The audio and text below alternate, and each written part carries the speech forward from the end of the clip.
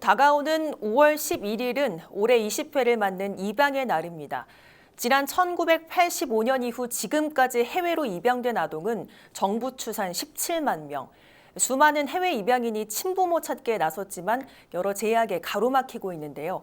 우리 이슈플러스 경남에서는 해외 입양인들이 친부모를 찾는 과정에서 겪는 제도적 어려움을 짚어보고 앞으로 해결해야 할 과제들 살펴보겠습니다. 전홍표 창원시의회 의원 문일환 변호사 함께합니다. 어서 오세요. 네, 반갑습니다. 반갑습니다. 자, 역사를 좀 거슬러 올라가 보죠. 한국의 해외 입양 언제부터 시작이 된 겁니까? 네, 한국의 해외 입양은 아픈 과거가 있습니다. 1953년도 6.25 전쟁이 끝난 이후 전쟁 고아들이 많이 발생됐습니다. 네. 그리고 혼혈아들도 많이 발생됐습니다. 그래서 1954년 한국 전쟁 직후에 해외 입양이 빈번하게 일어났습니다. 네. 그리고 1955년 해리 홀트라는 분이 그게 아동복지를 위해서 활동을 하셨습니다. 네. 그 이후에 1961년 고아 입양 특례법이 제정되면서 법적 기반이 마련되었고 그 이후 1980년대까지 수많은 아이들이 해외로 입양되기 시작했습니다. 그렇군요. 자, 사실 뭐 해외 입양은 모든 당사자에게는 어쩌면 한 줄기 빛이 좀 될 수도 있는 그런 제도인데 어째서인지 우리나라에는 아동 수출국, 뭐 고아 수출국 이런 부끄러운 꼬리표가 좀 붙어 있습니다. 왜 그런 겁니까? 이런 비판, 부끄러운 꼬리표는 두 가지 이유가 있습니다. 첫 번째 이유는 국가가 책임져야 될 아동이었습니다. 국가가 네. 책임지지 않았고 다른 나라로 보냈다는 네. 점입니다. 그래서 국가의 근본 원리인 아이들을 책임진다는 게 못 지었기 때문에 비판의 네. 대상이 되고 있습니다. 둘째는 그 당시에 법적인 조치가 미비했기 때문에 대리 입양, 허위 서류, 입양 수수료 등을 받고 해외로 어떻게 보면 팔아넘긴 것 같은 이미지가 있습니다. 그래서 네. 국제적 지탄을 받고 있는 상황입니다. 이런 문제들은 특히 아동의 그 당시의 아동의 아무것도 모른다는 것 하나로 인권과 정체성을 네. 말살했다는 것에서 또 다른 비판의 요소가 되고 있습니다. 자, 그렇군요. 요즘은 좀 어떻습니까? 최근에도 해외 입양이 뭐 활발하게 이루어지고 있습니까? 현황이 좀 나온 게 있을 것 같은데. 네, 아까 의원님도 말씀하셨지만 우리나라가 1953년부터 현재까지 약 17만 명, 정보 추산이고요. 실제로는 더 많을 수도 있다라는 얘기는 공공연은 하고요. 최근 전쟁 고아가 줄을 잃었지만 그 이후에는 미혼모 가정이나 또 경제적 이유로 네. 형편이 어려워서 이제 입양을 시키는 경우가 좀 많았죠, 해외로. 그래서 2000년대 이후에는 해외 입양 숫자가 많이 줄었고요. 200명 네. 이하로 매년 많이 줄었고 주요 입양국은 미국, 뭐 스웨덴, 호주 같은 주요 서방 선진국이고 네. 대부분은 미국으로 70% 이상이 미국으로 간다고 그러더라고요. 다만 해외 입양은 아직 계속해서 주석적으로 감소하고 있고 네. 국내 입양을 좀 더 권장하는 그런 트렌드입니다. 분위기가 좀 바뀌고 있군요. 네네. 자, 그런데 이렇게 마산에서 벨기에로 입양이 됐던 두 사람이 창원을 다시 찾아오셨습니다. 바로 네. 친부모를 찾기 위해서인데 의원님 그 자리에 함께 계셨죠? 네, 박산호 씨와 박정술 씨는 벨기에에 입양됐습니다. 70년 초에 입양됐거든요. 네. 이 두 분은 30년 넘게 한국과 벨기에를 오가면서 친부모 찾기를 하고 계시는 분입니다. 아, 이번 한 번뿐이 아니라 계속해서 친부모를 찾고 있었던 그렇습니다. 거군요. 두 분 모두 자신이 누구인가를 알고 싶다는 근원적인 질문이 있으신 분이고요. 네. 그리고 두 분이 벨기에에서 가정을 일구고 자녀를 갖게 되고 자녀를 키우면서 나도 뿌리를 찾고 싶다라는 의미로서 찾고 오고 있습니다. 박산호 씨 같은 경우는 1996년도부터 시작해서 근 30년 동안 2년에 한 번씩 한국에 찾아와서 부모를 찾고 있고요. 네. 박정술 씨는 2005년부터 20년 넘게 창원과 벨기에를 오가면서 부모님들을 그리고 가족들을 찾고 있습니다. 이분들은 방문하면 홀트 아동복지원, DNA 등록, 방송 출연, 언론, 신문, 그리고 심지어 마산 전역을 돌면서 전단지를 뿌려가면서 부모님을 찾고 있습니다. 그렇게 많은 활동을 해도 아직까지 부모에 대한 그리고 가족에 대한 단서는 찾지 못하고 있는 상황입니다. 입양인이 가족을 찾기 위한 것은 개인의 노력뿐만 아니라 네. 사회와 국가가 도움을 줘야 된다는 절실한 표명하는 행위이기도 하기도 합니다. 네. 단서조차 지금 찾지 못하는 그렇게 어려운 상황인가요? 네, 그렇습니다. 그렇군요. 앞서 뭐 역사적 이야기를 좀 해주기도 하셨습니다만 특히나 창원에서 해외 입양이 많았다라는 이야기가 나옵니다. 이 실제로 그렇습니까? 대한민국의 경우 1950년도에 6.25 전쟁이 일어났습니다. 6.25 전쟁은 53년도에 끝났고 최후의 보루 그리고 격전지가 우리 마산, 창원, 진해 지역이었습니다. 그 이후에 전쟁 고아들이 많이 발생했습니다. 네. 그리고 전쟁 때 발생했던 혼혈아도 많이 있었던 곳이고요. 네. 그래서 1차적으로 전쟁 고아를 대상으로 한 해외 입양이 많았고요. 네. 그리고 1960년대, 1970년대 국가의 산업이 발전하면서 창원과 마산에는 국가산업단지 그리고 수출 자유지역처럼 여성이 일하는 여성의 공간이 많았습니다. 네. 그 당시에 미혼모 출산들이 많았고요. 아. 그 당시에 사회적 통념상 대한민국은 가문을 중시 여겼습니다. 그래서 미혼모를 국가나 가정에서 보듬기보다는 해외 입양을 많이 추진되었던 게 마산 창원에서 해외 입양이 많았던 하나의 예이기도 하고 이유이기도 합니다. 그렇군요. 자, 그러면 이번 사례처럼 가족을 찾기 위해서 한국에 오는 이 해외 입양인 수 어느 정도나 됩니까? 대략적으로 500에서 700명 정도 분들이 네. 매년마다 한국에 가족 찾기 위해서 방문하는 것으로 알고 있고요. 그런데 이분들 중에 실제로 가족을 찾는 데 성공하신 분들은 약 10에서 15% 정도밖에 안 됩니다. 네. 대부분은 불완전한 정보, 뭐 기록 부실하거나 뭐 입양 당시 정보가 왜곡됐거나 그런 경우들 때문에 가족 찾기 매우 어려움을 겪고 있는 걸로 알고 있고요. 네. 특히 기록이 전산화되지 않았던 7, 80년대는 아. 아예 작성할 때부터 허위로 작성한 경우도 꽤 많아가지고 네. 더 큰 어려움을 겪고 있습니다. 다만 최근에 DNA 검사 같은 걸 통해서 친가족 찾기 등을 하고 있습니다만은 데이터베이스가 많지 않기 때문에 네. 그것도 성공률이 높지 않다라고 하더라고요. 그렇군요. 뭐 한 500에서 700명 정도가 찾고 있고 15% 정도만이 가족을 찾고 있는 그런 상황. 그러면 해외 입양인이 친부모를 찾을 때 어떤 절차들을 좀 밟게 됩니까? 우선은 해외 입양된 분이 친부모를 찾으려면은 자기 그 당 해외 입양 기구에 네. 먼저 자기 정보 공개를 청구를 하고요. 네. 그러면 그 해외 입양 기구에서 정보 국내에 있는 입양 기관으로 다시 이제 연결을 합니다. 연결하게 되면은 그 국내 어떤 아동 기관에서 다시 이제 확인을 해보는 거고, 그게 아니고 국내 아동권리보장원에다 정보를 네. 청구할 수도 있습니다. 그걸 통해서 만약에 할 때는 이제 그 입양 당시 서류, 출생 기록, 또 친부모의 정보 등을 확인하고 친부모 연락처가 있으면 기관에서 네. 또 바로 연락을 해가지고 확인을 구하는데요.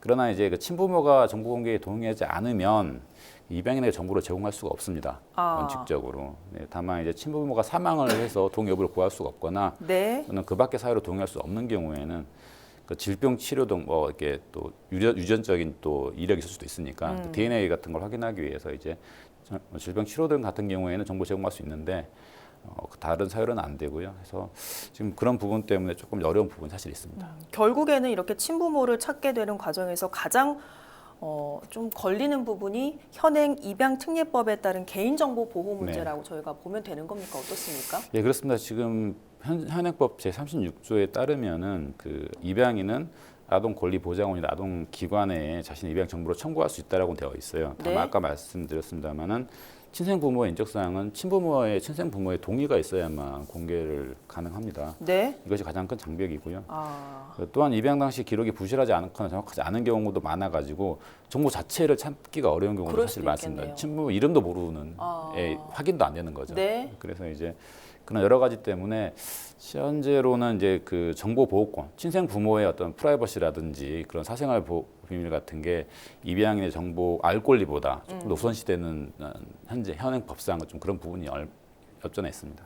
자, 뭐 수십 년 전에 입양된 경우에는 자료가 남아있지 않은 경우가 참 많지만 그나마 이렇게 친부모와 관련된 자료가 남아있는 경우에는 친부모의 권리를 보장하는 것과 또 어쩌면 입양인의 권리를 보장하는 게 충돌하는 상황이라고도 볼 수 있을 것 같은데 외국의 경우에는 어떻게 좀 처리를 하고 있습니까? 네, 우리나라에서는 그 양쪽의 권리가 충돌하고 있습니다. 그러나 외국은 그렇지 않습니다. 네.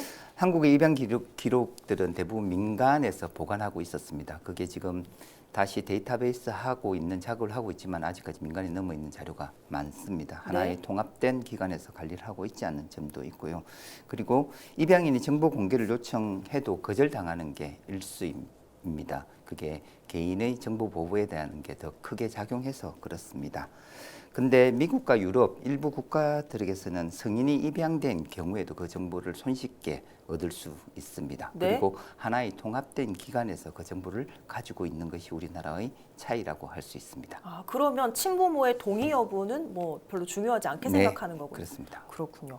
자, 의원님은 창원 출신 국외 입양인들을 돕기 위해서 지원 조례를 좀 추진하고 계시다고 들었습니다. 조례에 어떤 내용이 담기는 겁니까? 네, 매년 500에 700명 정도의 해외 입양인들이 가족을 찾기로 했는데 헛걸음할 때가 많습니다. 네. 대부분 언어가 통하지 않기 때문에 아. 공식 기관을 방문해도 의사소통이 잘 되지 네. 않습니다. 그리고 자기가 어떤 사유로 입양이 되었는지, 그리고 나에 대한 입양 전에 서류가 어떤 서류가 있는지를 찾기도 힘든 사항입니다. 그래서 이런 걸 돕기 위해서 해외 입양인이, 창원 출신 해외 입양인이 친부모나 가족을 찾기 위해서 온다고 하면 이런 일들을 통번역해 줄 수 있는 일들, 네. 그리고 관계기관에 방문해서 서류를 볼 수 있는 일을 도와주는 것, 그리고 창원시보나 창원시가 운영하고 있는 언론 매체 SNS를 통해서 사연을 소개시켜 주는 일들을 담고 있는 게 제 조례의 골자입니다. 네, 뭐 조례가 통과가 되면 이런 분들에게 큰 도움이 될 것 같은데 문제는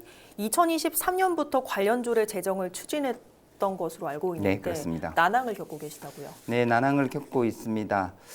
일단 그 이유는 입양인에 대한 인식이 부재하고 있습니다. 지금 대부분의 국내 분들도 입양됐던 사람들과 입양이 됐다고 하면 못 사는 대한민국에서 잘 사는 선진국으로 갔다. 그들은 배고픔에서 벗어나서 행복한 삶을 살았다라고 생각하지만 실상은 그렇지 않습니다. 그래서 첫 번째 문제는 입양인에 대한 인식이 부재하다. 네. 그들은 행복한데 그 행복을 뭐 우리가 깨뜨릴 수는 없지 않느냐라고 생각하는 인식의 부재. 그리고 두 번째는 대한민국의 법률은 변호사님도 계시지만은 모든 법률을 이용해서 지원되는 예산은 국내 대한민국인이어야 된다는 인식이 있습니다. 이미 입양인들은 네. 우리나라 국적이 없는 외국인으로 간주해 버리기 때문에 우리의 조례나 법으로서 그들을 지원하는 것은 합당치 않다라는 인식이 팽배해 있습니다. 그렇군요. 자, 그런데 국제로 입양된 아동들을 보호하기 위해서 헤이그 국제아동 입양 협약이라는 것이 있는 것으로 알고 있습니다. 우리나라도 2013년에 협약에 서명을 했는데 지금까지도 비준이 이루어지지 못하고 있다고 하는데 뭐 어떤 문제가 있는 겁니까? 예, 그렇습니다. 헤이그 협약은 그 국제 입양 과정에서 아동의 권리를 최우선으로 보장을 하고 불법 입양과 아동 매매 같은 걸 방지하기 위해 만들어진 국제 규범인데요. 네. 우리나라가 그 서명 후 10년이 넘도록 비준이 이루어지지 않은 이유는 크게 세 가지입니다. 네. 첫 번째는 그 협약 이행을 위한 국내법의 정비가 지금 미흡했고, 아까 의원님 말씀하셨던 것처럼 사회적 컨센서스가 네. 이게 잘 이루어지지 않은 게 큽니다. 둘째는 중앙 당국 설치와 역할 분담에 대한 절차적 어떤 합의가 지연된 상황이고, 다행히 최근에 국제 입양법을 제정해가지고요, 그 비준을 위한 법적 기반이 마련되어서 올해 하반기에는 비준이 이루어질 것으로 예상되고 있습니다. 그러면 이 법들이 좀 달라지면 협약에 서명을 한 이 상황 앞으로 진행이 될 수 있는 겁니까? 어떻게 보십니까? 그렇습니다. 달라지는 게 어떤 게 있는지 궁금한데요. 이제 뭐 그 올해 7월부터 국내 입양에 관한 특별법 개정안과 국제 입양에 관한 법률이 이제 시행이 되거든요. 그렇게 되면 이제 올 7월부터 많은 변화가 생기는데요. 우선 국내 입양과 국제 입양이 그동안은 구별을 안 했는데 이번에 구별을 해가지고 아예 이제 바라본 접근법부터 달리 해가지고 그래서 국제 입양의 경우에는 아까 말씀드렸던 헤이그 협약의 기준을 준수하게 해서 아동의 어떤 이익이 최우선시됩니다. 가장 주목할 점은 입양 허가제가 강화되고 아동 권리 보장원의 역할이 이제 확대된다는 점이고요. 또한 입양인의 아까 정보 접근권이 매우 강화가 되고 의료적 필요 등 특별한 사유가 있을 경우에는 친생 부모의 동의 여와 상관없이 제한적으로는 정보를 제공할 수 있도록 구성되어 있습니다. 또 사후 관리도 강화되어 가지고 해외 입양인에 대한 지원도 강화되고, 아까 의원님이 이제 국내인이 아니기 때문에 우리나라 사람이 아니니까 이제 안 된다라는데, 그럼에도 불구하고 이제 해외 입양인도 넓은 범위 안에서 우리나라 사람이니까 이제 지원이 또 강화된다는 측면이 있고요. 다만 기존 입양인들의 정보 공개 문제는 아직까지 개정 법률에서도 그 친생부모의 동의 여와 불문하고 무조건 제공되는 건 아니고요. 특별한 경우가 있을 때만 제공되도록 되어 있기 때문에 그건 조금 한계가 없잖아 있습니다. 그 한계 부분 이야기를 좀 하고 싶은데, 친부모 동의가 없으면 정보를 알 수 없도록 한 이 특례법 조항. 최근에 법원이 위헌 소지가 있다면서 헌법재판소에서 좀 판결을 해달라 이렇게 하지 않았습니까? 분위기가 좀 달라지고 있다고 저희가 볼 수 있을까요? 어떻게 보세요? 예, 우선은 어쨌든 법원에서 그 헌법재판소로 제청 신청을 했다라는 거는 좀 매우 큰 의미가 있다라고 보고요. 우선 법원이 1차적으로 이걸 한번 따져봐야겠다라는 어떤 의미를 부여했으니까 어찌됐든 지금 말씀드렸던 것처럼 그 현행법이 입양인의 알 권리와 인격권을 지금 제한하고 있다라고 볼 수 있잖아요. 어떤 친생 부모의 어떤 정보 보호권을 강화시키기 때문에 결국 그 권리 간 접점이 제일 문제인 건데 그 우선은 입양인의 어떤 정체성 형성 그리고 어떻게 보면 그 분들은 본인 선택을 하지 않고 네. 일방적으로 선택을 당해서 이제 외국을 가버린 경우잖아요. 네. 그럼 그 사람들은 어떻게 보면 피해자인 건데 물론 그 친생 부모를 가해자라고 볼 수는 없지만 어쨌든 형평을 고려했을 때는 그 입양인의 정체성 보호와 정보 접근 알 권리를 더 중요시해야 되는 게 아니냐. 그래서 그런 측면에서 바라보게 되면은 뭐 해외 협약도 마찬가지고요. 그래서 아마 입양 특례법이 헌법재판소에서 헌법 불합치나 뭐 한정위원이나 뭐 이원 어떤 판단이 나오면은 네. 이제 개정이 되지 않을까. 뭐 그런 식으로 가는 게 또 맞지 않나라는 개인적 생각입니다. 자, 변호사님 한 가지 더 질문을 드리겠습니다. 어찌 보면 개인정보보호법과 입양인의 알 권리가 좀 충돌하는 네네. 것으로 보이는데 앞으로 이 부분 어떻게 좀 해결하면 좋을까요? 그 현재 입양 특례법의 어떤 기본 구조는 원칙적으로 정보 접근권, 입양의 정보 접근권을 허용을 하지만 다만 친생 부모의 동의라는 제한을 둡니다. 네. 다만 친생 부모 동의가 없어도 질병 치료 등 특별한 목적이 있는 경우에는 허용을 할 수 있도록 두고 어떤 원칙적 허용을 두고 제한을 하는 방식이긴 한데요. 이거는 기본적으로 친생 부모의 어떤 정보, 개인정보 보호를 더 중시하고 그 사이트로 알 권리로 온다라는 이런 느낌이거든요. 그렇기 때문에 그거를 역전시켜가지고 알 권리 기본으로 주되 친생 부모의 뭐 어떤 부동이라는 게 있으면 그걸 제한하는 식으로 가야지 여기 역전해야 되는 기본 구조를 그렇게 접근하는 게 정보 접근권의 원칙적 모습이 아닌가 싶기도 합니다. 네네. 헌법재판소에서 어떤 결과가 나올지 저희가 또 같이 기다려봐야 될 것 같은데 의원님께서는 해외 입양 문제와 관련해서 앞으로 어떤 법적 또 제도적 보완이 필요하다고 보십니까? 여러 가지 제도적 보완이 필요한데요. 제가 몇 가지 짚자면 최근 진실하에 과거사 정리위원회에서 입양 과정에서 인권을 무시했다라고 우리 국가에서 시인했습니다. 그리고 네. 과거의 아픔을 사과하기도 했습니다. 그러나 여전히 그 일을 해결하기 위해서는 넘어야 될 산들이 많은데요. 입양인의 가족 찾기와 뿌리 찾기는 개인의 일이 아니고 국가가 해결해야 될 숙제이기도 합니다. 우리가 그 당시에 국가가 제대로 보살피지 못했다는 점이 있고요. 그다음 잘 살지 못했던 국가라는 한계가 있었기 때문에 그렇습니다. 입양 기록은 민간이 아니라 이제 공동의 기관에서 다 그 데이터베이스하고 관리하는 그런 제도가 좀 필요할 것 같습니다. 그러기 위해서는 법 개정이 필요하고요. 그다음 변호사님 말씀하셨지만은 개인정보를 너무 중시하기 때문에 내가 피해자인데 국가로부터 버림받을 수 있는데 이 피해자의 권리 대신 개인정보를 공개 못하는 이 점도 변경되어야 될 사항인 것 같습니다. 그리고 국외 입양인이 됐던 사람의 사후 관리 가서 네. 잘 살고 있는지도 한번 지켜볼 수 있는 시스템이 필요하고요. 그리고 국가 차원에서 가족 찾기와 뿌리 찾기를 하는데 도움을 주셔야 됩니다. 그게 네. 과거에 대한 엉어리진 걸 풀 수 있는 사과의 행위이기도 하고 하해의 행위이기도 합니다. 국외 입양인을 단순히 우리나라에서 다른 데로 갔다는 분들로 생각하시면 이런 국내법에 대한 미비하지 않다라고 생각하지만은 그분들은 이미 평생 동안은 그 나라의 문화와 언어를 학습했던 분들입니다. 이런 분들이 한국의 따뜻함, 고향의 따뜻함을 아시게 된다면 문화, 외교, 자산, 교류 자산이 될 수 있고 대외 외교인으로서 사용할 수 있는 큰 자산이 되는 것입니다. 그래서 과거의 아픔을 묻어두지 말고 과거의 아픔을 치유하는 방법으로 국가의 정책을 전환해야 된다고 생각합니다. 고향의 따뜻함을 해외 입양인들에게 느낄 수 있는 법적 제도적 절차가 필요하다고 생각합니다. 네. 자, 그분들의 아픔을 좀 치유하기 위해서라도 이런 법적 제정이 좀 필요할 것 같은데 최근에 그 벨기에에서 온 두 분이 우리 창원으로 오시면서 큰 화제가 됐지 않습니까? 네. 그래서 의원님께서 추진하는 이 조례 제정도 좀 탄력을 받지 않을까 이런 기대가 되는데 앞으로 어떻게 좀 될 거라 보시는지 궁금한데요. 조례 개정의 가장 중요한 것은 상위법이 더 중요한 사항입니다. 네. 상위법이 개정되지 않는 이상 국내인을 향해서 법의 예상과 법적 제도를 행위를 취하여야 된다는 게 성립되지 않기 때문에 네. 제대로 된 조례를 만들기 어려운 실정입니다. 그래서 상위법 개정이 빨리 됐으면 조례가 제정될 수 있을 것 같습니다. 네. 앞으로 헌법재판소에서 또 어떤 판결이 나오는지 그리고 오는 7월부터는 법이 개정되면서 어떤 것들이 좀 달라질지 함께 기대를 해봐야 될 것 같습니다. 오늘 두 분 말씀 고맙습니다. 네. 네, 해외 입양인들의 뿌리 찾기는 자신의 정체성을 이해하는 데 꼭 필요한 여정일 겁니다. 오늘의 이야기가 그들의 권리를 보장하는 제도 개선으로 이어지길 기대하면서 우리 이슈플러스 경남 여기서 마치겠습니다. 함께해 주신 여러분 고맙습니다.